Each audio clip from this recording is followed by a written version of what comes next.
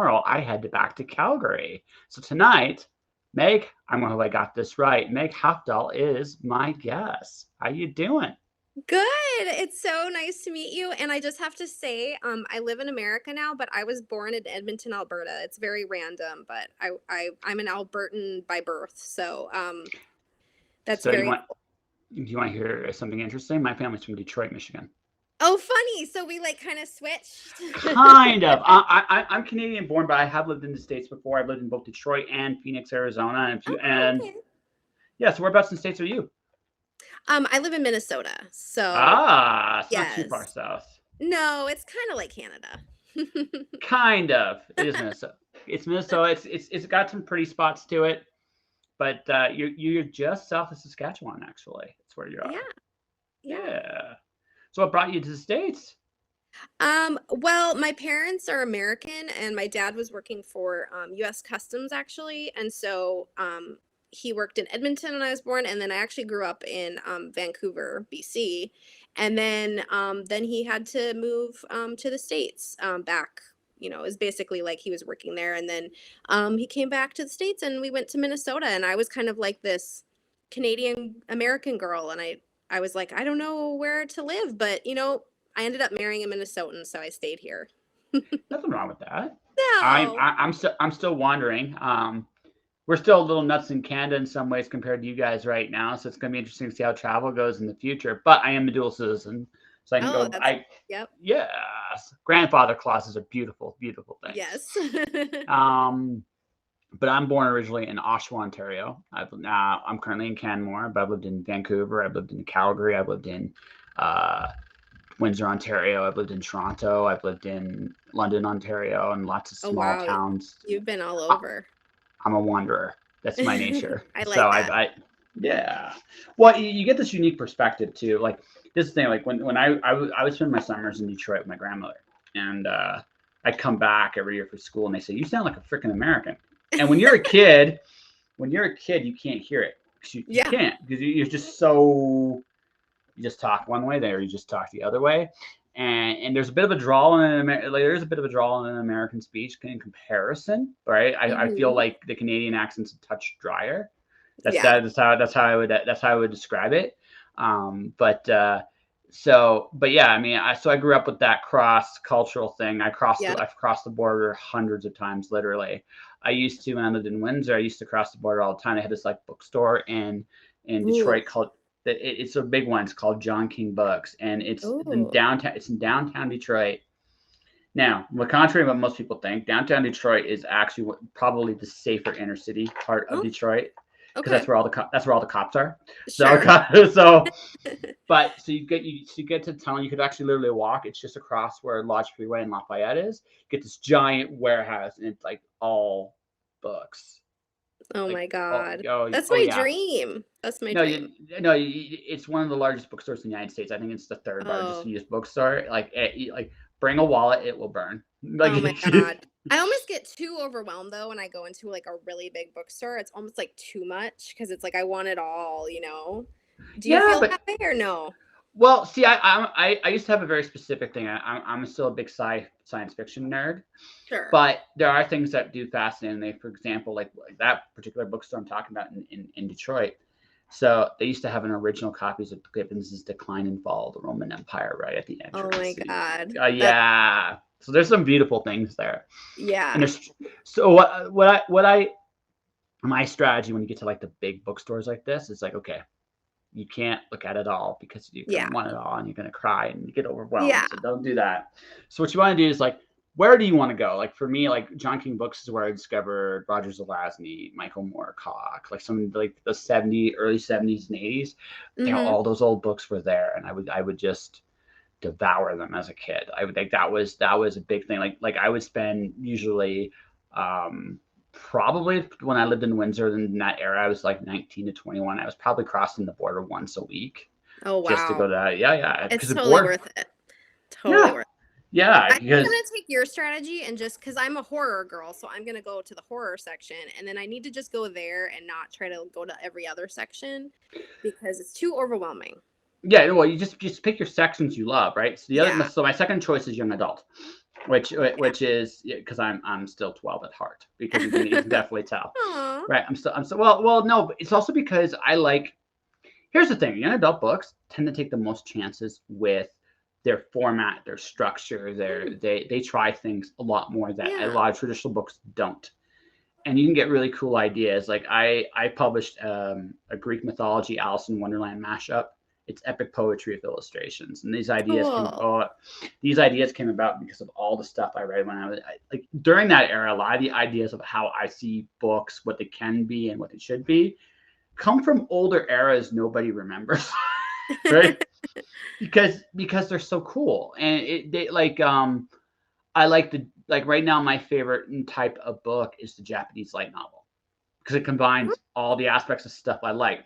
They're short, wonderful, pulpy books, and they have cool illustrations on the inside, and they tell a fun little short, neat little story. I think those are the best in this particular day and age in publishing. I think honestly, the small book is the way to go, and that's just me right now, just what I'm thinking.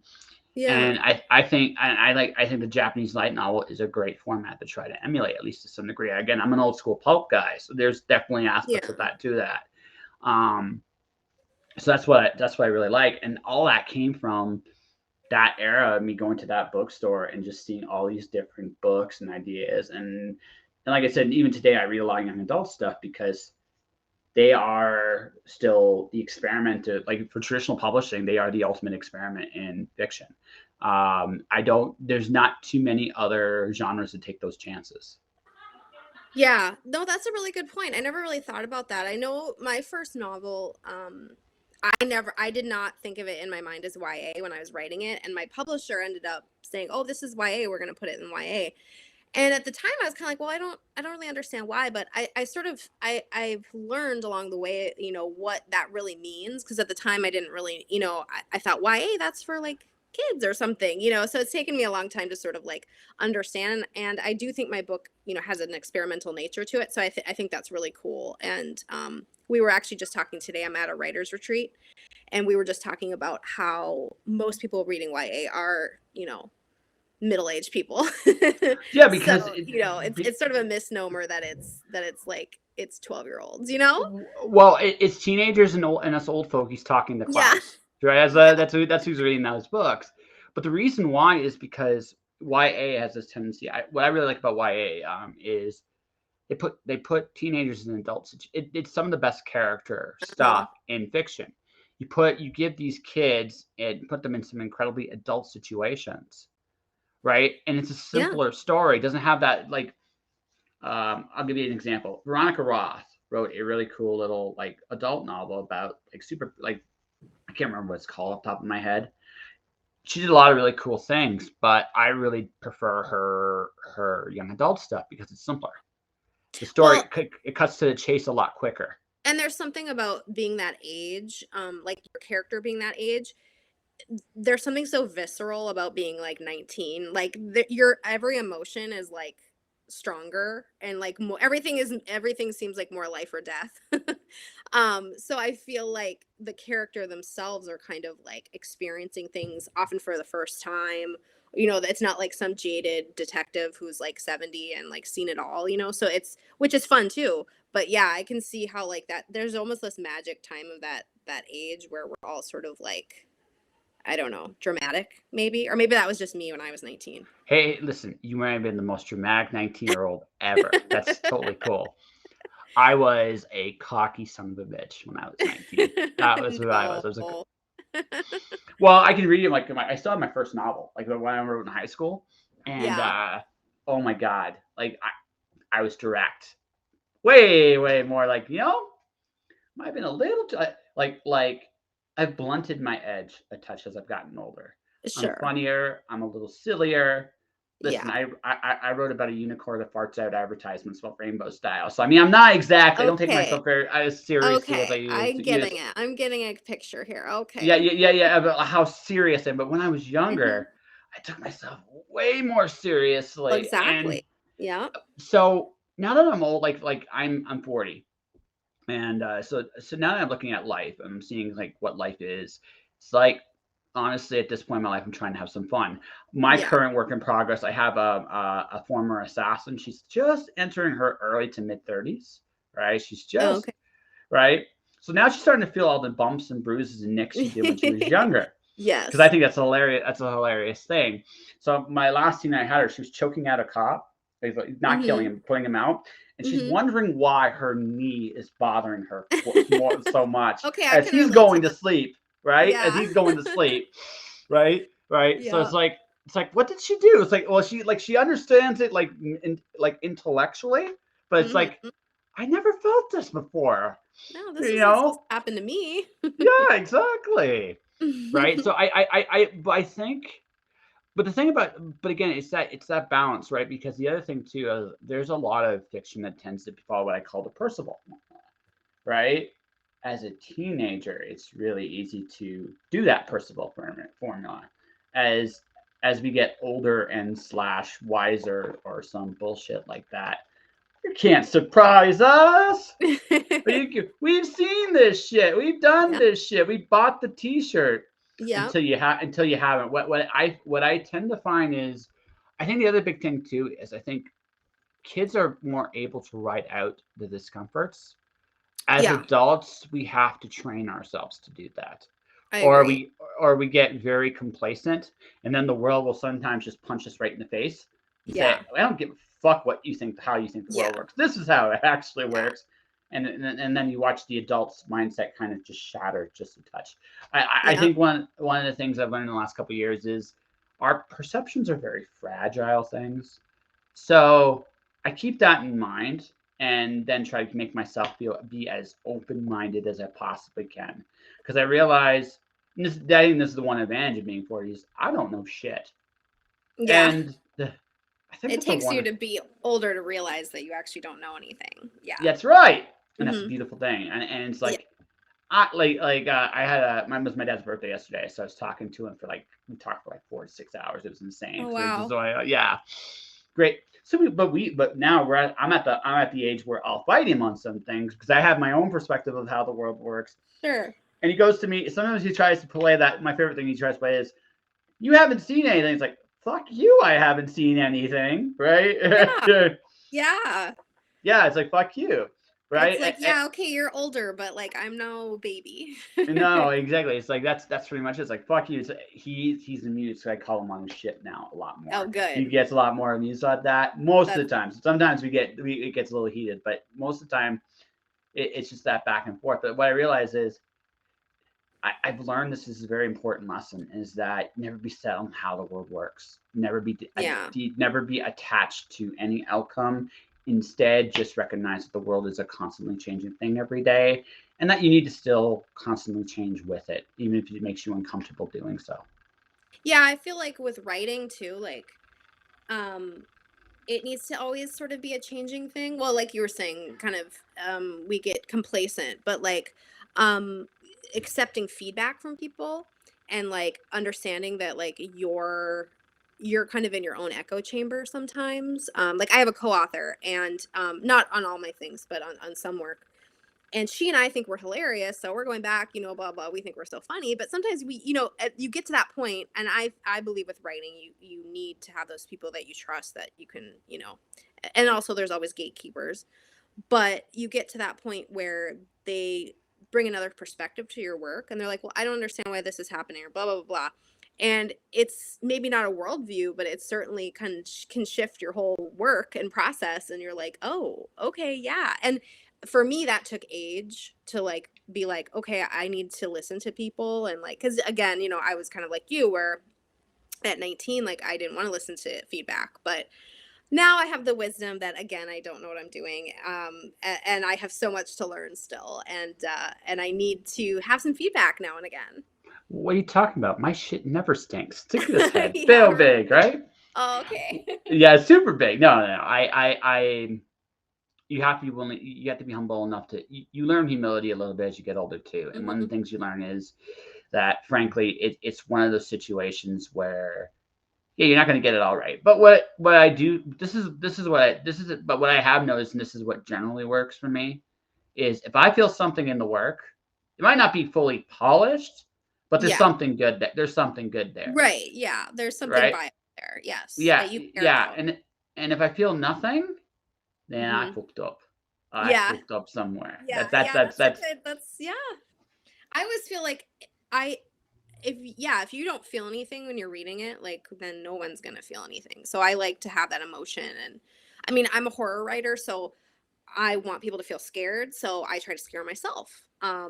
But I also, I also like to have tender moments and, all sorts of feelings going on. But yeah, I agree. You have to feel something. I think horror and YA are actually inverse of each other. This is how I actually think about it. YA, if it was like a piano, Okay. YA is all the white keys with a touch of black keys. Horror is all the black keys with a touch of white keys. Oh, I like that. They're inverse. They use the same tools. They use the same Yeah, tools. They inverse the quantities, I right? see. You I you, like you it. yeah. Horror has this whole concept of because they're separate worlds. One tends to be more optimistic. That's usually why it tends to be even the dystopian stuff tends to Yeah. be a bit more optimistic. Yeah. Horror can just be terrifying, like a terrifying little world. But there Yeah. has to be some good in the world. Otherwise, what's Yeah. the fucking What's point, the point right? if it's all doom and gloom? Yeah. And whereas the YA books have to have some kind of terrible True. thing, like and they're catalysts. For horror, you need good moments to isolate that, not all the world is bad, even though, or Yeah. maybe, or there's some good still in this world somewhere. Yeah. And YA is like, well, you need a crucible somewhere, or else this Yeah. is Or just it's slight. just people hanging out. Yeah, which by the way, you can write some amazing stuff about people hanging Yeah. out, but it's much better when when there's an actual conflict. But they use the same tools. I think that's also why horror writers tend to be very good YA writers because it's like, oh, this is my wheelhouse. It's just Yeah. I just gotta play the music a little differently. That's all. Yeah. I think it would be hard for me not to press as many black notes, but I could give it a try. Well, you can be good. It's like it's like okay, so every other time I want to hit the dark note, I make it lighter, better. Just Oh, just go, that would be a yeah. challenge, but I could do it. Yeah, I could do it. Yeah, I think you totally could. And you'd be like, well, just gotta remember too, like our like Grimm's fairy tales were dark shit. Like then they were for Yes. kids.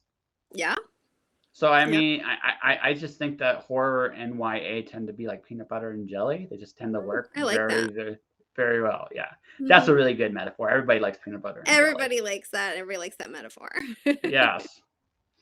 So let's see. But so what was it about horror for you that made you say, I want to do this?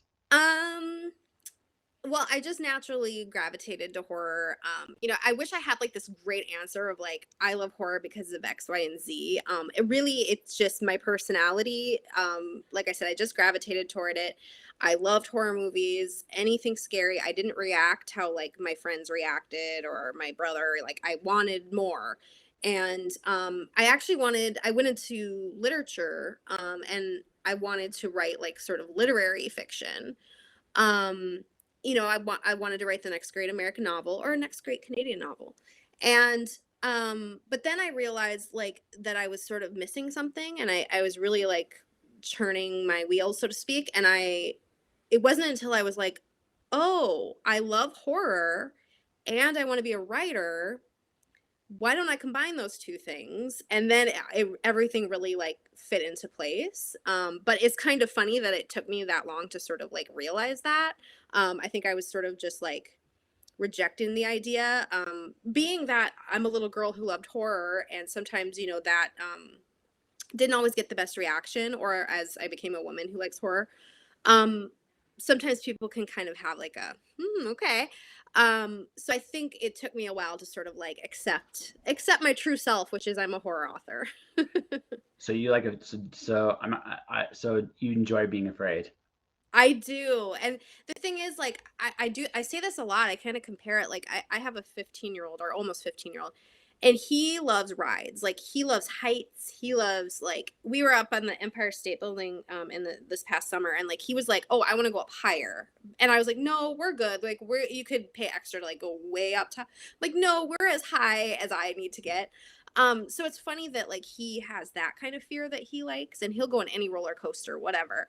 I don't want to go on rides. Like, I don't actually want to feel like I'm gonna die. But I love, concepts. I love a woman coming out of your television set. I love, thinking you have bugs under your skin. Like I love it all. So I like that kind of scary. And sometimes I do scare myself to the point where I'm like thinking that, the Babadook is going to come out and eat me when I go up to use the bathroom at night, but I like it. See, I have a theory because I'm a lot like your son. I'm one of those Mm, guys that does the things because they scare him. Not necessarily always about the roller coasters or the rides, but like one yeah. of my rules in life is I have this philosophy that fear is a door, Fear is a and door. Okay. fear is a door. Usually, the thing you're afraid of connects to something you really want, and that's Okay. kind of like that's a personal theory of mine, Yeah. right? So this came about 5 years ago. I came to this philosophy that at the end of the day, people do exactly what they want to do. And Yeah. once I realized that, it was like, eureka. So then the only real question is, do we control what we want, our desires, Mm-hmm. or do our desires control us? And Oh. almost always a subconscious thing. If it's a subconscious thing, it's almost always rooted in fear on some level. And then I just made me Mm-hmm. think about that a little bit more. And I was like, okay, why do people gravitate towards fear? And then the reason why I do it is because when you are most afraid, you see everything and feel everything. In those Mm-hmm. moments when you're absolutely terrified, you're actually aware of everything in a way you can't be in just about any other situation.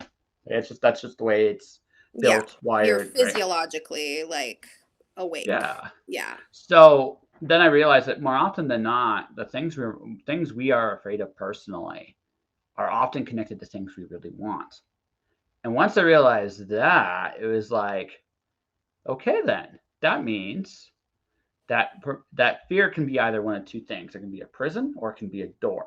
If you go forward with fear, you can actually get to something you really, really want. Yeah. But in order to do that, you have to face those fears. Yeah. Well, like, and you think about like for me, if anything, if I'm feeling like really serious about something, am I frozen there? No, you're Can not. you Okay. I see you loud and Um, clear. you can hear me. Okay.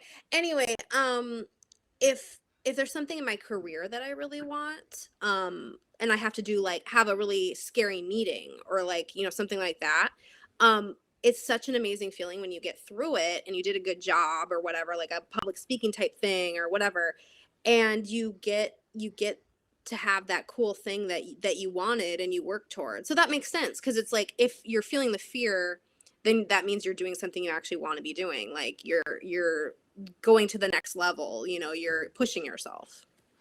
I have 10 rules to success. It's now at 10. And the eighth rule is to stay uncomfortable. Yes. Yeah. That's the eighth rule. It's a good rule because to quote a friend of mine, there's your comfort zone and then there's where the magic happens. Yep. Like very often you have to go out on a limb to get the things you really want in this life. That's just how it Yep. works. Like I right. agree. So again, all of that at the end of the day is rooted in fear. Because you go out on, I mean, there is that risk when you go out to the limb that the branch is going to break and you're going to do a wily coyote and face plant in the ground. Yep. Yep. And if there's one thing you can learn from Wile E. Coyote, though, there's two things. Number one, he's the toughest son of a bitch I've ever seen in any cartoon. Beating that guy takes, and he still keeps going. As you get, again, you want those young old things. When you're younger, you root for the Roadrunner. When you get older, you root for the Coyote. You're right. Yeah, that's a good point. And I thought you were gonna say the one thing we can learn from him is like to not look down.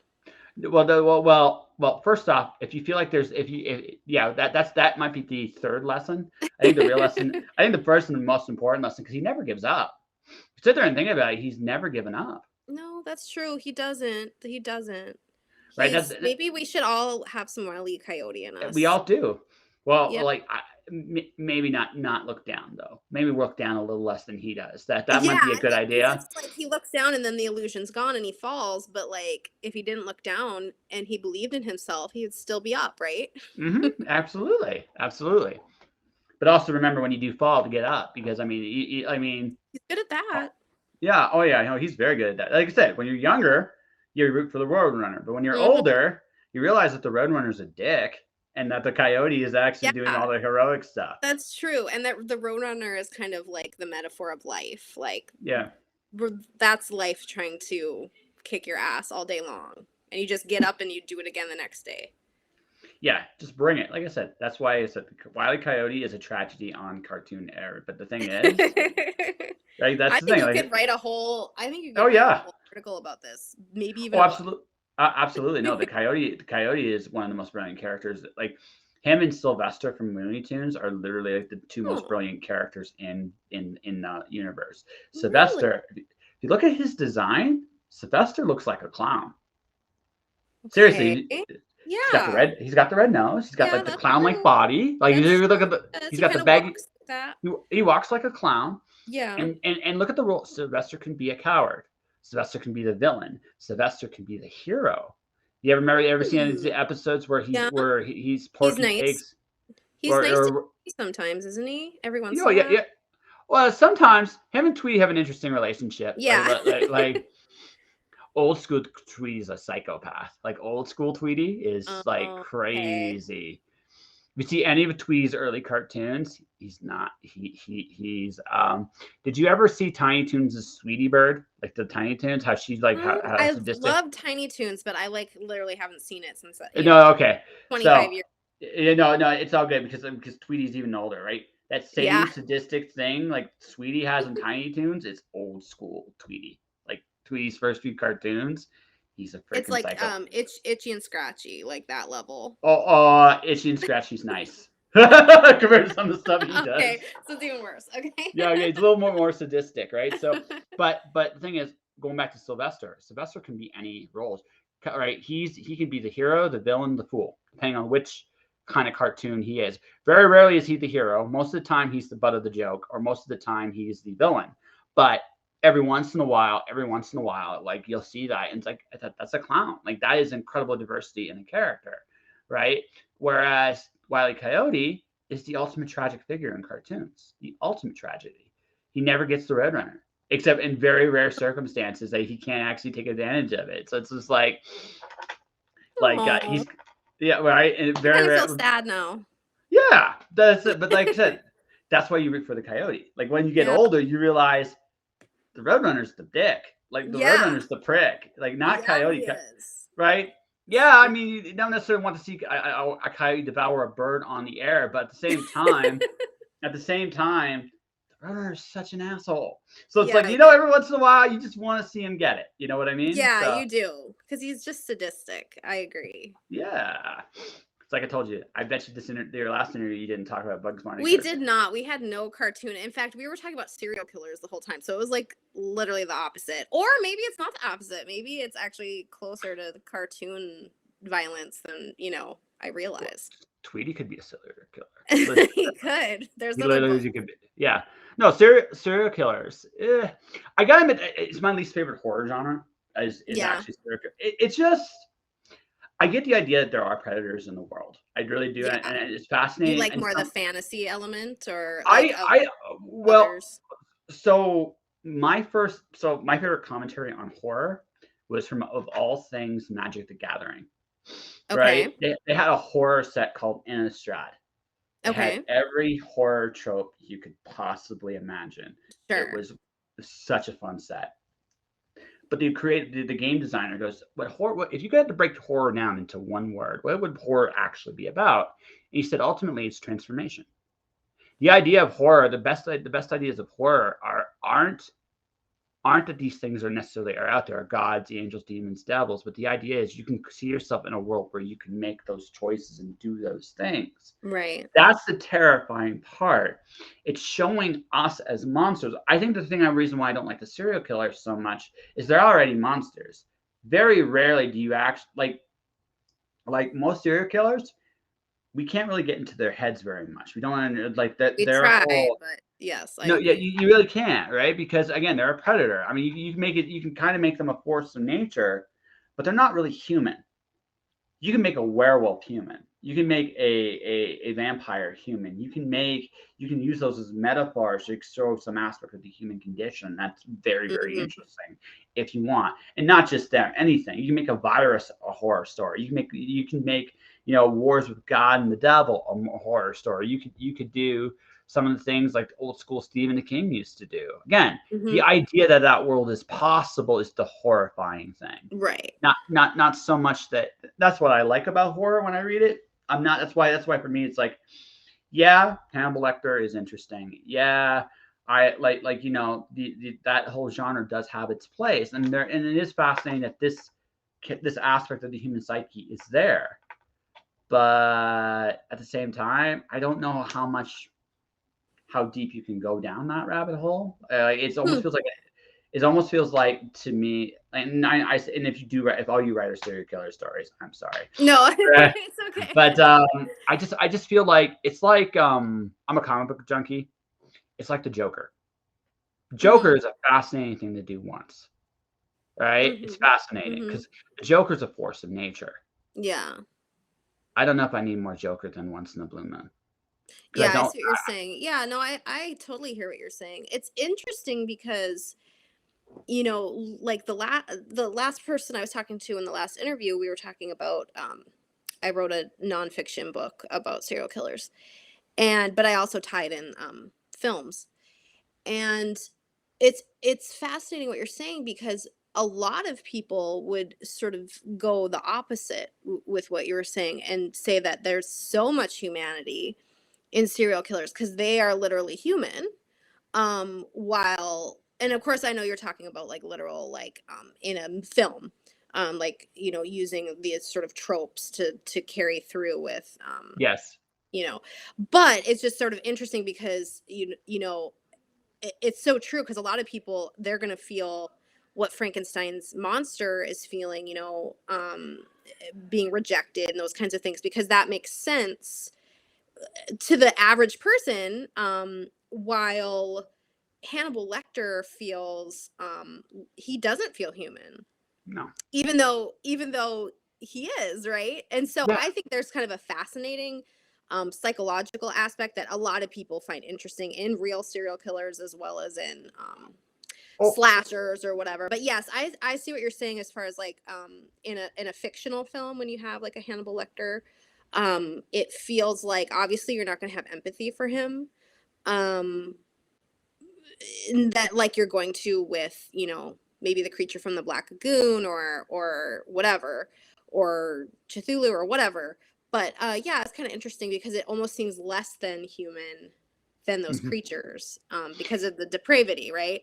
Yeah, because it's like something is really keenly missing in them, right? Yeah. Jack the Ripper is an interesting serial killer, classical serial killer, and there's other Mhm. ones like Zodiac Killer. And if you look at them like from a nonfiction, and you look at the research and stuff like that, brilliant, tortured people in general is what you get. But at the same time, like there's still an aspect to that where it doesn't even seem human. How can someone do this? Right. Right? There's something inhumane about it. But at the same time, again, nonfiction, it's a part of the human psyche. Everyone can get to that point. Well, maybe not Yeah. get to that point Not exactly, but everyone, we but all yeah, have, I see yeah. what you mean. We all have that moment of like, well, I mean, when you see like these family annihilators or somebody who kills their whole family, and you're like, how is that possible? But we've all had that one moment of like, oh my gosh, I would like a moment of quiet in the house for a second. Obviously, those are two extremely disparate things, but I think it makes for kind of fascinating sort of psychology, whether in fiction or nonfiction. But yeah, I see what you're saying as far as like as a story and as far as villain. It's interesting because you're also coming from the perspective of villain when like when I write my horror stories, I'm very much start with my protagonist, and then I like to throw her in the situation that it's typically her, throw her in the situation that kind of fits for whatever is going on in her life. So sometimes that's a creature, sometimes that's um some sort of alien virus, sometimes that's whatever. So sometimes it makes sense, I don't know, to like go for the serial killer. Do you think slashers are like serial killers? Like, do you kind of feel the same way? Slashers can be okay. It depends. If we're talking like along the lines of, say, Freddy Krueger or Yeah. Jason or Yeah. Michael Myers, Yeah. they're not. Freddy Krueger was always my favorite of the three of those. That doesn't surprise me because he has that kind of like fantasy monster element, you know? Well, I just know it's also just as an idea of a dream. Like Yeah. that fascinates me a lot more than That he can come into Jason's your dream. interesting. Jason's interesting because even though he's a monster, there is a little bit of humanity to him too. Yeah, there's definitely. Yeah, He's a Jason mama's had. boy. Yeah, no, there's a humanity to him. Michael Myers, not me, but I can see why people like him, right? Yeah. Not me. But no, they're not the same. They're like I said, Freddy's more fascinating to me just because, you know, again, as a concept, I think he's much more interesting to someone like me. But I don't think they're the same as serial killer. Serial killer is more complex, far more complex. I almost feel like a slasher is an idea, and a serial killer is a thunderstorm, if that makes sense. Sure. What about Leatherface? Where does he fall on that spectrum? I think he's closer to storm than concept. But that's just me. He falls closer to storm than concept. And what I mean by thunderstorm is that they're intractable and in some ways unchanging. Like this is their nature, and they're going to do what their nature dictates. Sure. And that is fascinating in itself. When you put protagonists against someone or something that does not compromise at all, that's interesting. Because what does that do to your character, right? Like that's an interesting thing, right? And I'm not saying, and again, just saying all that, I'm not saying heroes don't kill. I mean, like I said, my former assassin still does kill. She just doesn't kill as often anymore, right? She tries to kill for the right reasons, whatever those are. There's a big difference. There's a big difference when you get behind an idea, right? When you're doing something because you feel it's rotten to the core, sooner or later you rebel against it. Whereas if you feel like it's at least, if it's not the right decision, maybe the only decision, you can live with that a little bit more. And we all have that capacity as a human being. But when we get to serial killers, or when we get to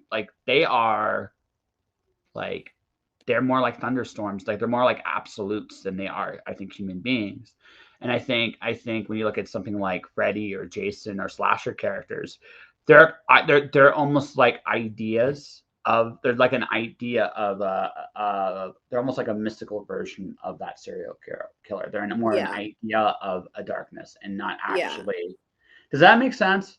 Yeah, I think it's interesting. I was interested how you were talking about serial killers because it was just kind of a different take on it than, you know, a lot of people are like, oh my gosh, like I was saying, the guy I was talking to in my last interview, he was talking about like, and we were talking about real serial killers. Yeah. But he was talking about that sort of like mystery and like wanting to understand them, and like this there's this natural sort of human, and some people feel it more than others, but like this human need to like understand how somebody goes from like absolutely to like that. So anyway, it's just kind of interesting. Well, for me, that is more in real life. That's something like a suicide bomber. Yeah, again, what goes through their head. Yeah, that's a much more interesting one for me, right? Because a serial killer, you kind of get it. Not completely, but you kind of get, like, again, predator doing predatory things. Suicide bomber is going in there with the expectation they're not walking away from it. That takes like a certain level. Even like a mass killer who's planning on like doing away with themselves at the end. Yeah, they're not expecting to come out of this alive. Yeah, it's a very, so that to me is like it's an amazing and frightening mindset. Yeah. Right. And like self-annihilation. Yeah, like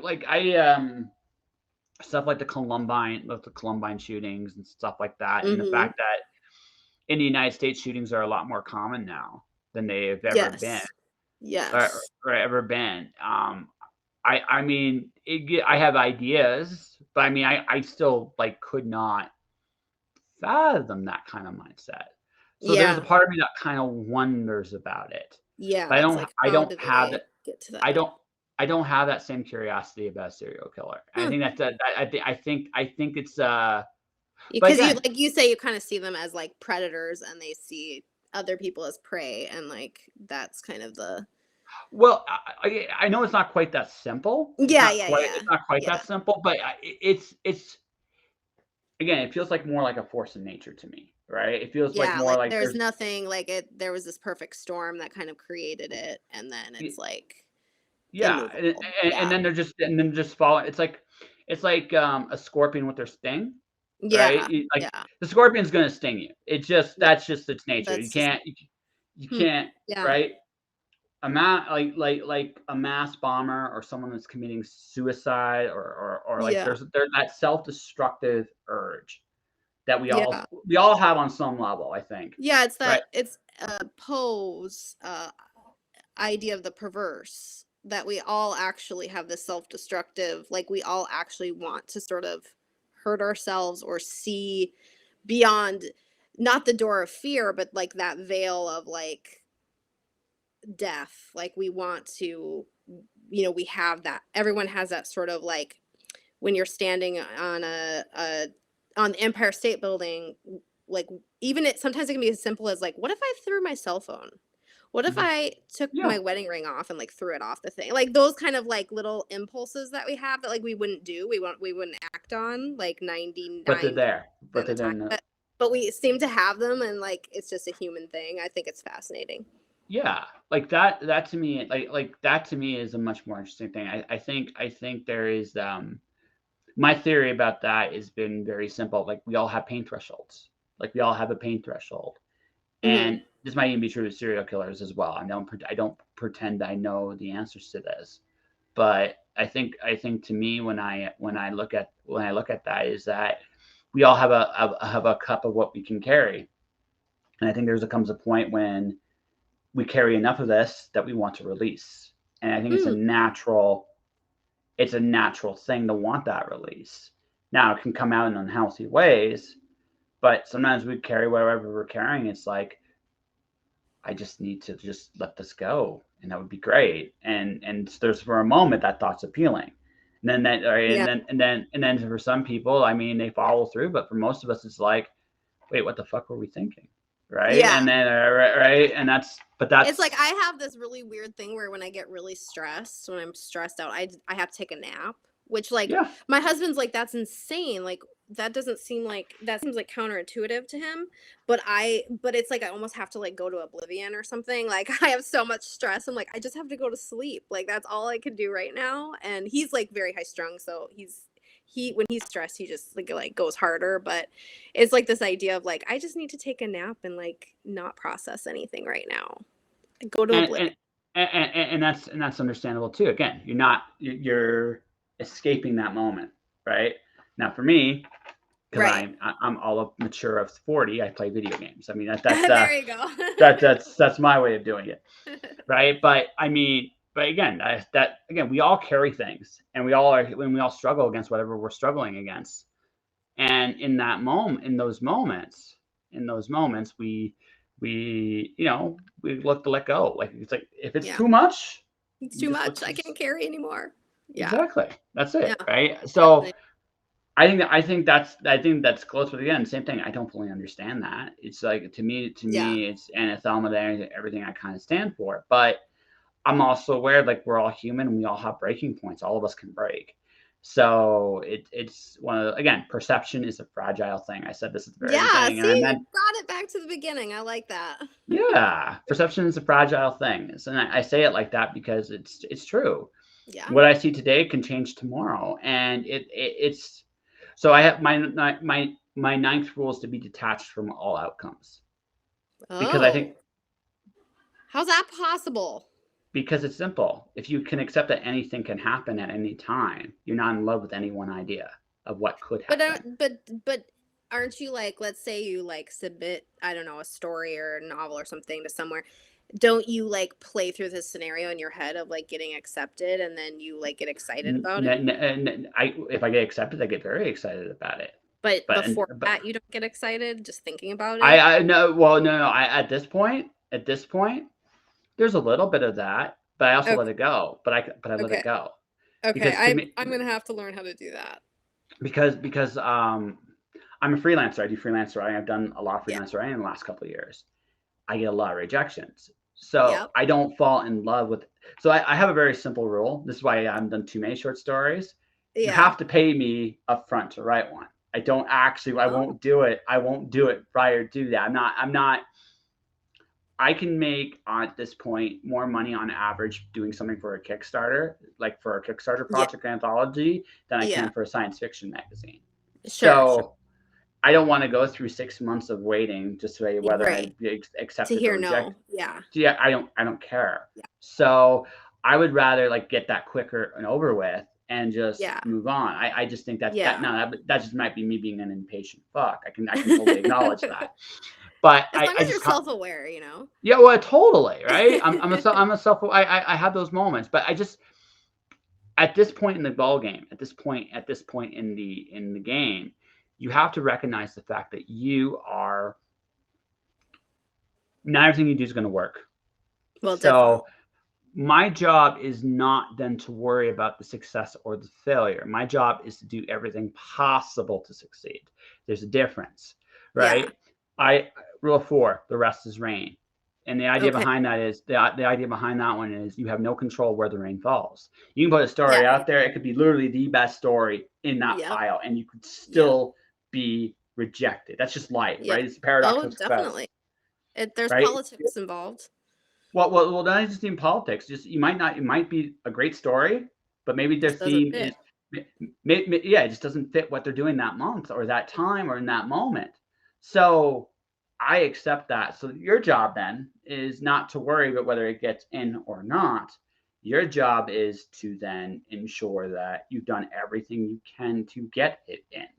Well, I And then once totally agree, but I'm still worried. I I'm still worried or still like excited. Like I well, no, don't excited, yeah, you care. You never yeah. stop caring about it. But you real like it's that. So I started drawing about a year and a half ago, like one of those Mhm. fears of door things. And Yeah. one of the things that taught me very much is that it's okay to suck. Oh, well, And, definitely. and right, it's okay to suck. And how I apply that to my creative writing is really simple. Not everything I do is going to be fantastic, but also the same token, I can let go of that. Not the Fear. desire. Yeah, I don't. Yeah, like It's like, what does it matter? well, okay, if they say no, okay, so either I'm going to succeed and make more piles of monies, or I'm going to fail and no, they not want the story. Either way, Yeah. I gain something. So, but Yes. if I'm not in love with either idea, I'm not in love with either idea, right? So I'll still have that moment of, oh gosh, damn it, that was a good story. Why didn't they take it? I'll Yeah. still have that moment, but then I can move on. I can process that Yeah, yeah. quicker and then go to the next job or the next assignment or the next, Yeah. right? Because I don't have that like, oh my god, they're Right. gonna. I don't And I have think that. that's important if you are any type of creative person. Like you just I mean, I've gotten rejected a million times, of course. And it's okay to have I do that too, where it's like you get that email or whatever, you're like, oh well shit. But then for me, I always have so many things. I kind of put myself in the position where I have so many things going on that it's like that's not the one thing that I've been like, waiting for. I don't want to put myself in that position. The only thing I can control is that I have lots going on so that I have other creative endeavors and it's always going. So What that's kind of how I deal with it. well, you're constantly swinging at the bat is basically what you're Right, doing, right? exactly. You're constantly taking the swing. Yep. So, but again, your job is to take the swing. Whether Yeah. you hit a single, double, triple, home run, or Yeah. strikeout, or get walked, or get beamed in the head with a baseball, Yeah. that's You not have no really what you're worried. control. Yeah, it's what you can control. I'm a big fan of Colleen Duran. She's a graphic novelist, She Mhm. said this: the paradox of success, and Star Trek Next Generation is a similar quote. The paradox of success is that you can do absolutely everything correct and still not succeed. Yeah. Consequently, if you don't do these things, you have no chance to succeed. Life's Yeah, unfair, exactly. You have to. right? You have to Or do it. or or as Captain Picard said to Data, it is possible to do everything correctly and still lose. So, right, We all have those days. well, exactly. But if you're not in love with the outcome, if you're not like, you don't let yourself get too high or too low, you just let yourself just go. Yeah, Right? I hear you, but It I doesn't think matter. I'm still working on that. Yeah, well, yeah, Because I do get in love with like, oh my god, what if this happened, then that happened, then I'm like 10 years down in this fantasy. That's just who I am. that's fine. There's, and you know what? But you got a short story right there. You literally do. Yes. You can Yeah. write the story about submitting the story, and you can imagine where it takes you, and you can go Yeah. And I can absolutely, just go wild. yeah, go batshit, go Yeah. absolutely batshit. Like Yes. get some servant boy feeding you grapes. Go like, and just like I own this love island with it. just a All giant. because this one magazine published Yeah, my that's story. right. That's Yeah. right. Yeah. That just, just turn your life into a giant ass beer commercial like that. That That is what it looks like in my head. yeah. Just turn into a beer commercial, because what the hell? You can have Yeah. fun with it, and if Mhm. nothing else, you will submit it to the guy, and if they reject you, they will be laughing their ass off the whole There you time, go.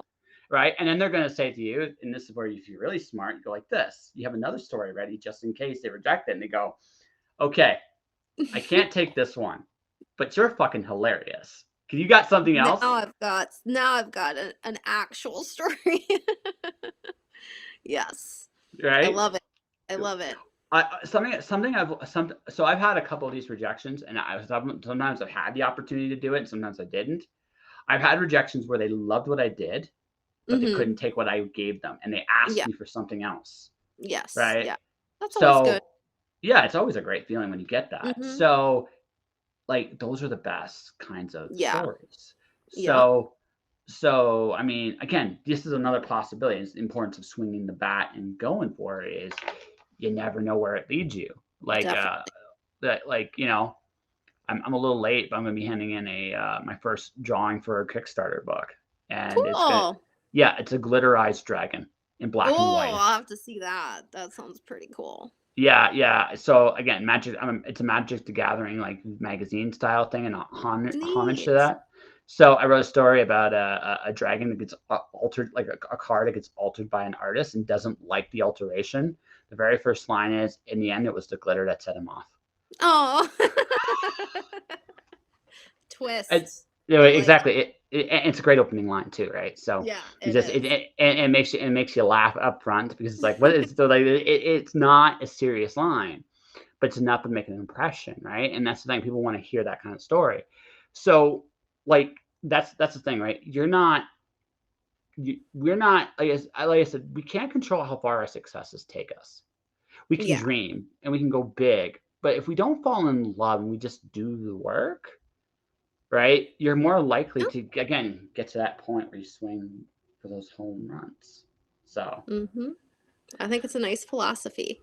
yeah, you're working. One day you'll be like, one day I'll get there. So how many books have you written? How many books have I written?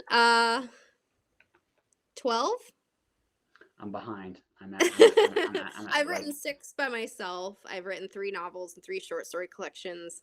And I've written, well, I guess I'm working on my 6th with co-authored with my best friend. So, yeah. So it'll be 12 here soon.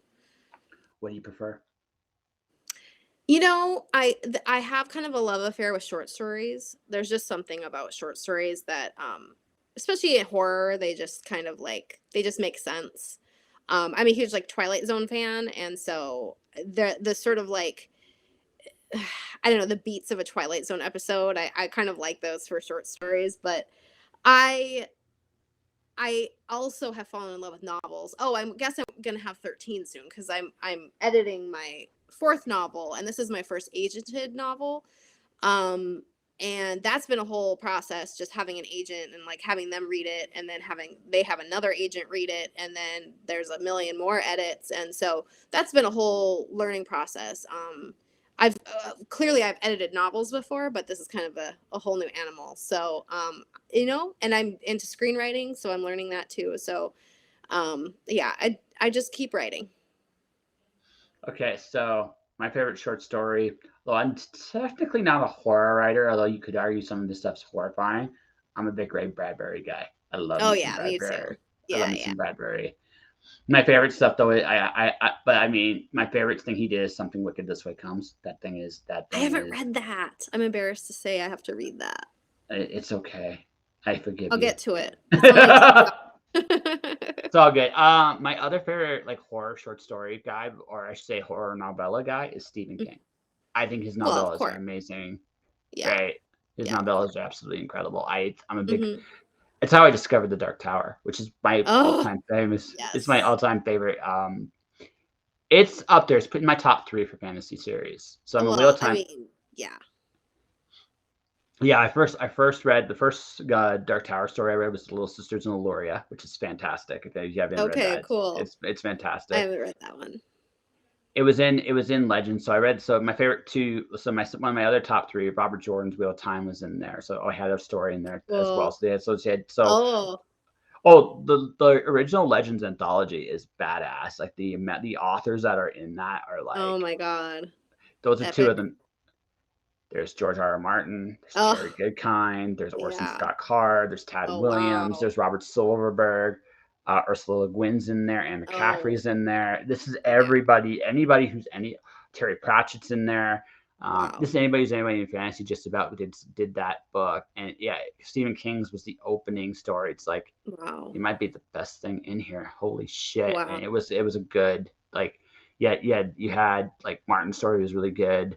I liked Williams' story. I liked Jordan's story, but yeah, just like some good shit there. So that's where I met King's Dark Tower, and yeah, I've been in Mm. love with that series ever since. The last book made me cry like a baby. I'm not ashamed to Oh, admit it. no, no. It's, for me as a horror person, I actually kind of like didn't want to read The Dark Tower. Like I just kind of felt like it wasn't going to be my thing. And now like I've read it and I'm like, why did I wait so long? Like that was amazing. And like even like his latest book that he wrote with Richard Chismar goes back to The Dark Tower. It's a Gwendy's final task. And so it's just like once you read Dark Tower, it also like illuminates all of his other work too. So I'm so glad I did. And I just like got over like the it's fantasy thing. It has its horror elements to it too. Yeah, Like yeah, it does. Blaine the Model is my favorite villain Of in that course. series.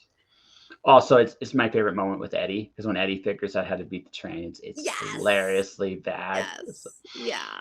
Wizard and Glass is probably in my top 10 all time best novels Oh ever. my God. Yeah. So The emotion. first love story, it's beautiful. It is Oh, so yeah. beautiful. But that's my like again. But short stories are where I discovered all this. I know. I think great short stories are underrated. I'm I not do too. mature. I'm not mature enough to write a good short story. I got novellas. I can do novellas. I can do. The short stories are. It's almost like I'm halfway to telling a decent joke and I'm having to wrap it up. Yeah, But I hear yeah, you. It's like you have to there's a pacing to it and I don't know. I hear you because sometimes you feel like, but I'm not getting it all in here, but I kind of love the word economy of it. my favorite one I ever tried was in homage to Legend of Zelda, actually, of all Oh, things, cool. because it occurred. So one of my favorite games is Ocarina of Time, and it occurred to me, you catch evil spirits and fairies in a jar, right? So why does Link collect fairies in a jar and all these evil Hmm. spirits? And I actually had a really interesting idea why he does it. So in the end I curse him. This is the reason why chickens chase him every time he goes in near one. This is the story about why. But it's short. But it's my favorite one I've ever done. But it's also, Fun. but yeah, but they're not easy to do. I mean, you have to basically choose a scene in your head, and that's your story. Like that's all there is to it. I probably could do like a good 3-word story, like one of those 1-sentence stories. I could do those, but Yeah. like those like anything I like the economy of 2,000 or 3,000 words is like that's hard. That's really, really, Yeah, really I hard. kind of love it. But you Yeah. know, I haven't done a lot of novella writing, so that is like the next frontier, I guess. I either write novels or short stories. I haven't really gone in the middle, so I guess I'm gonna have to try it. Yeah, so my next book release is going to be a homage to Fahrenheit 451. I'm writing Oh, and drawing cool. it. I'm writing Oh, and good for you. I'm scared to death in like the best possible way. No, no, that's awesome. Yeah, well, I mean, and here's the thing, like I realized something very important about this whole creative business, and that's this. It's about putting if you really were to break it all down into like a sentence, it sounds so lame, but it's about believing in your own worth and putting the work in the fight for it. And it's really that simple. Yeah, yeah. It's I fucking I I agree. I was having a conversation today about needing to like that an important aspect of all this is valuing your worth and like not underselling yourself to yourself really because you have to go out there and kind of sell yourself to everybody else. So it starts with you. yeah. I always go with I'm awesome and made of cheese because everybody likes cheese. There you go. Yeah, there you There go. you go. Like I it. yeah, Like it. I've amused you. So what's your writers conference you're at right now? So it's actually it's a screenwriting retreat and it's through the Catalyst Foundation. They are a festival, a TV writing content festival. And last year, my co-author and I, our horror script for a TV show got nominated. And it was originally in LA, and then they moved to Vermont, and now they actually are in Duluth, Minnesota, which is where my friend lives, and here in Duluth. And so it's just a great festival. They bring in network executives, and it's just it's a learning process of how to write a script, how to adapt things into a script, all stuff like that. So it's just a great learning process. It's amazing how much information you can put into dialogue. Like good movies Yeah, make really good. exactly. Yeah. One of my favorite scripts of the last 10 years is, or last 15 years now at this point, is The Dark Knight by Christopher Nolan. His Dark Oh, Knight script's yeah. amazing. I I love should tell it. my husband to read it because that's like his favorite movie ever. And I bet he would like to read the script. It's an amazing piece of work because you when you read the script, you can kind of just see the amount, like the performances definitely took it to another level, but there's so much information, right? And Yes.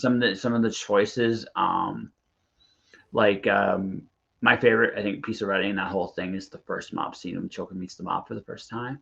Oh, cool. Because the very first thing, like I think the most brilliant thing that shows who Joker was is he uh, he shows up. Guy goes, "Give me one reason I don't let this boy rip your head off." And his response was, "How about a magic trick?" That is not an answer you expect Yeah, to yeah, get, yeah, right? yeah. But it fits the It Joker conveys so much. Yeah. perfectly because he throws you off your game. So the guy's expecting fear, intimidation, or some kind of bullshit. No, you got none of that. You got a magic trick, Yeah. right? Yeah. Then the next scene you Yes. just see how brutal I can be. It's just like, okay, right, Yeah. right, That's a and then brilliant movie. yeah, no, and that script's a big reason why. And I think I love I love the subtleties, and that's the thing. Like screenwriting is the difference between screenwriting and comic book writing is one thing: motion. Right? Mm. Motion. Yeah. It's motion. It's all Yeah. about motion. You're conveying both mediums convey information Yeah. visually and with their words. Right. Um, so you have to be in both cases. You have to be very economical about what you convey to the audience. At the same time, you have the luxury or the challenge of motion with a screenplay, whereas a comic, which also could be a storyboard, Hmm. the movement is between the story. You create an illusion of movement with a comic, and you're using movement with a screenplay, and that's the big difference. Hmm. It made her think. I'm I, thinking. yeah, it's like So maybe you'll do a comic book, you know, about Maybe I'll do a comic book. That's next too. Novella and comic book. Those are the novella things. and comic book. Yep. So are you gonna write about like evil super killers Well, and obviously. yeah, super killers happen to be like, you know, werewolves or ghosts or Yes. aliens I or really love whatever. werewolves. I have a special love for werewolves. My favorite werewolves are, this is gonna sound weird. Alana Andrews is like, I love that. Well, or Kate Daniels' world she's built. I really enjoy how she uses the Yeah. monsters in there. Yeah, Cool. yeah. I never thought I'd Yeah, be there's into. just something about werewolves. I just love them. What's your favorite werewolf story? You know, I mean, Silver Bullet comes to mind. I love Mongrels by Stephen Graham Jones. I don't know if you've ever read anything by him, but he's I amazing. I haven't read anything by him. Jane Lynn Scald's one of my favorites though for Oh, werewolf okay. stories. Yeah. She's pretty good. So, yeah, there's just I don't know what it is. You know, my dad always loved werewolves, and he would be like, anytime there was any sort of werewolf movie, he's like, you got to come watch it with me. So I think it's like a nostalgic thing too. But there's just something about like, oh, an American Werewolf in London, of course. I mean, there's just so many good ones, Mm. movies and books.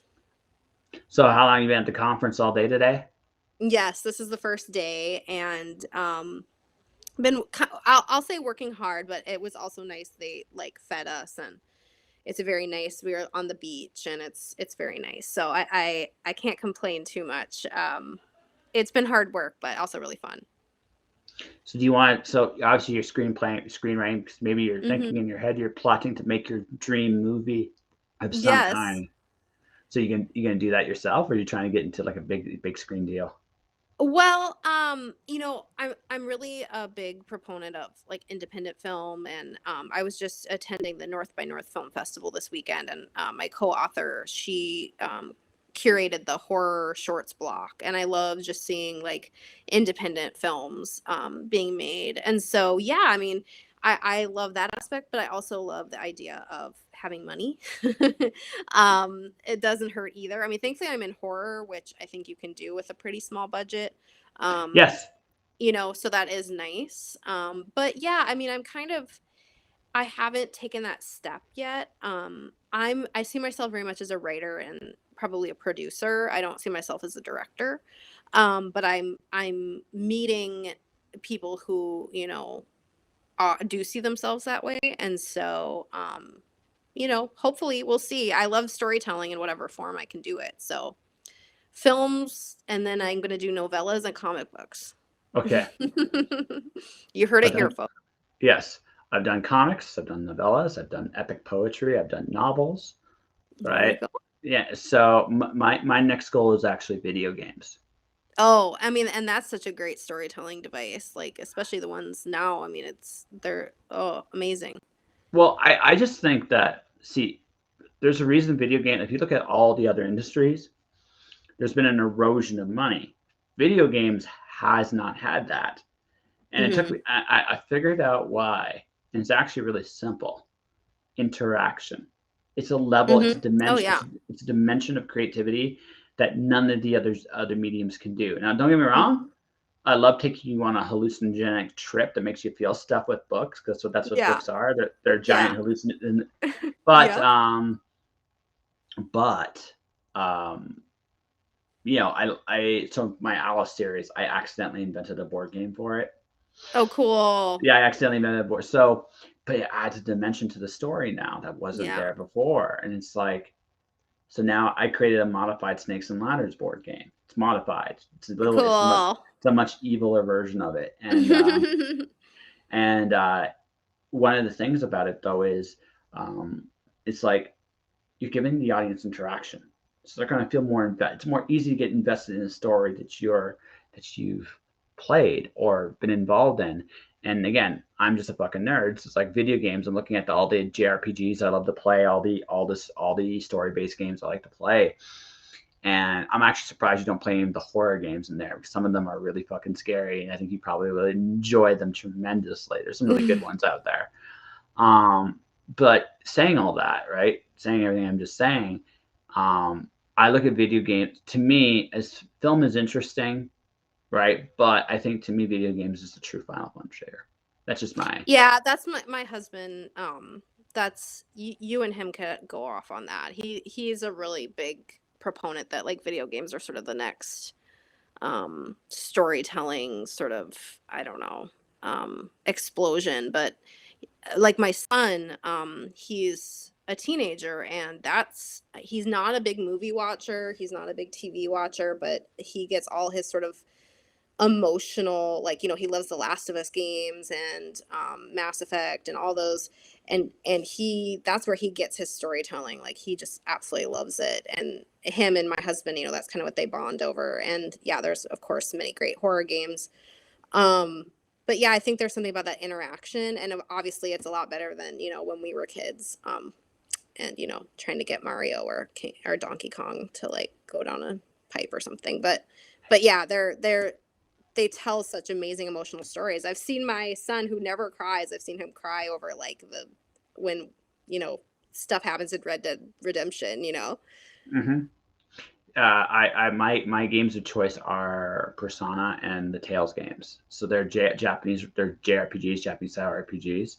Okay. But they're both very character driven. Yeah.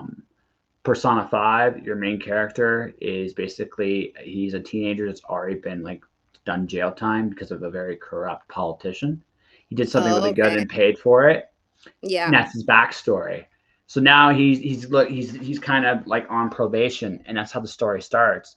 So it's secretly a thief game. You sneak around and steal stuff. All game, that's what it is. Fun. But it's also like the storytelling beats with all the characters in the stories. These characters become incredibly well developed. So when you get to the end of the game, you're invested in all these characters. The Tales games are not quite as serious, I find, in that once you win your battles in the Tales games, you get like these silly skits with your characters interacting together, and some of them are hilarious. Like, you're laughing your ass off with some of the stupid shit they do together, right? But at the same time, this is what tends to happen. There is when you play those games and you do it, like when you get to those emotional gravitas with the Tales games.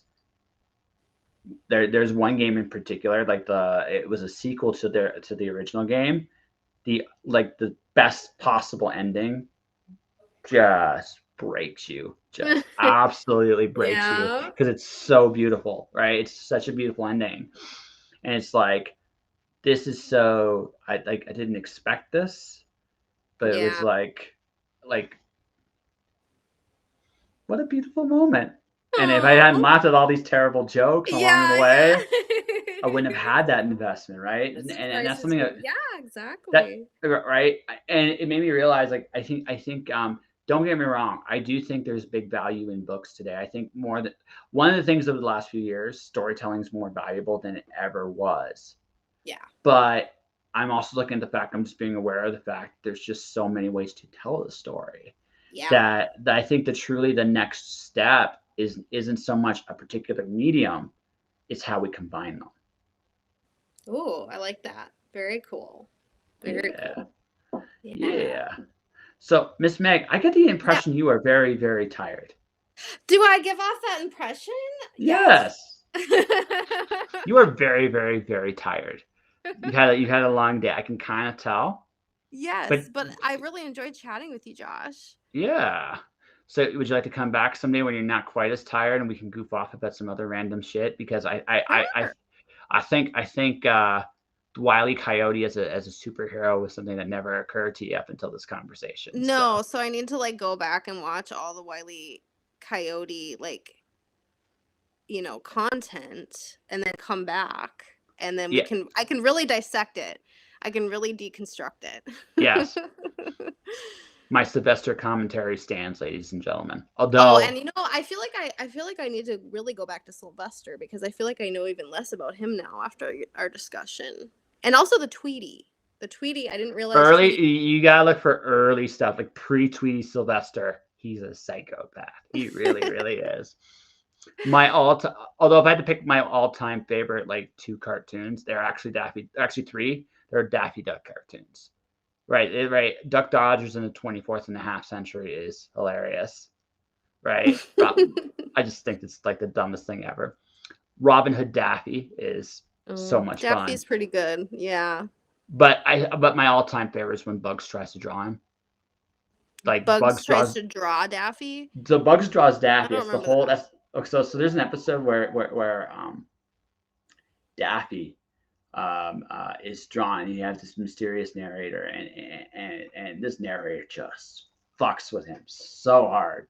It is one of the most like he's totally Daffy's just trying to be professional, trying to go with it, and he just slowly loses his shit. And you can just right. And you can't That's what's blame fun him about Daffy. He just can't keep his shit together. No, but you can't blame him here because Bugs is just fucking just digging it to him, right?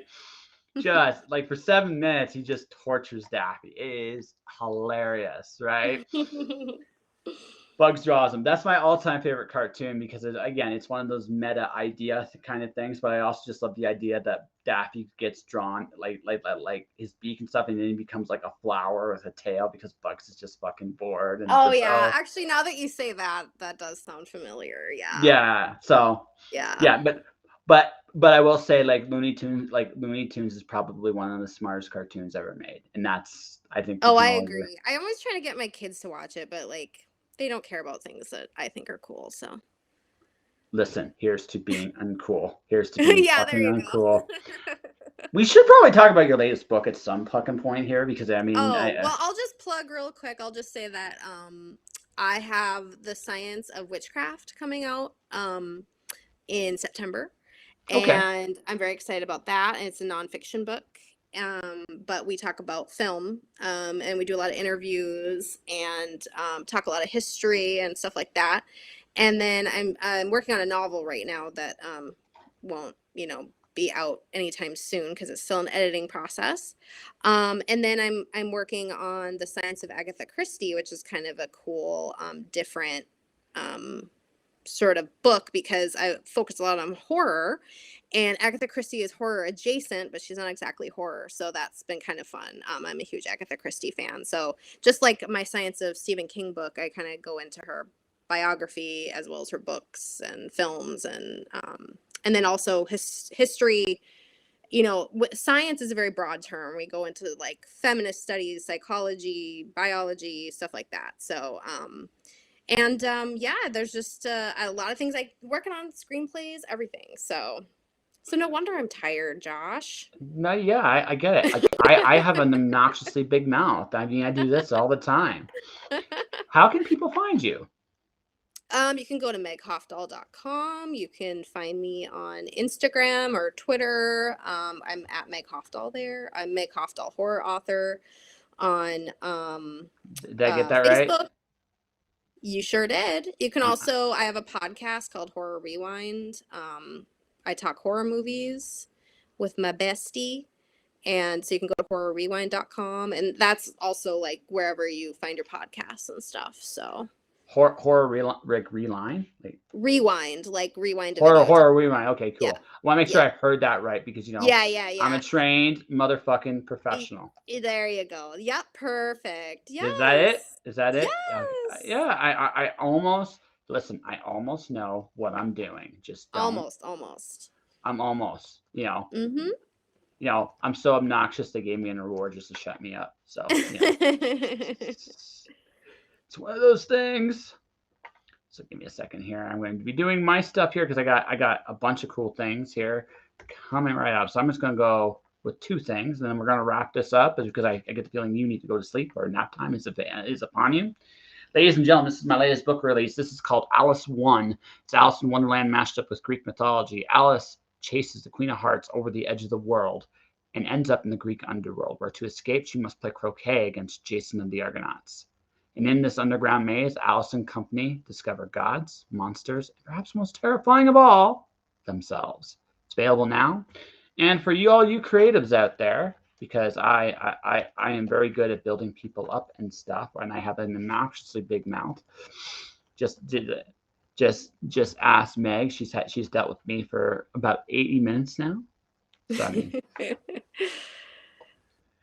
So this is my advertising service. I build creative content for creatives so they can advertise their stuff, whether it be a book, a project, or themselves for any kind of platform. For more information, definitely check out the site. The advertising service is going to be called Creative Vision Advertising. If I find any inner creative's inner story, I'm bringing it out to the world. Definitely check it out. And that, folks, is my final one. I will be back tomorrow from Calgary, Alberta. Woo! Yes. So I will be interviewing Freddie Cruz Alvarado tomorrow night in Calgary, Alberta, Canada, ladies and gentlemen, as this is my last night in Kenmore.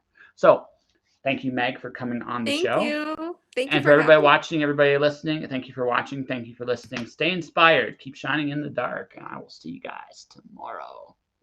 Thank you.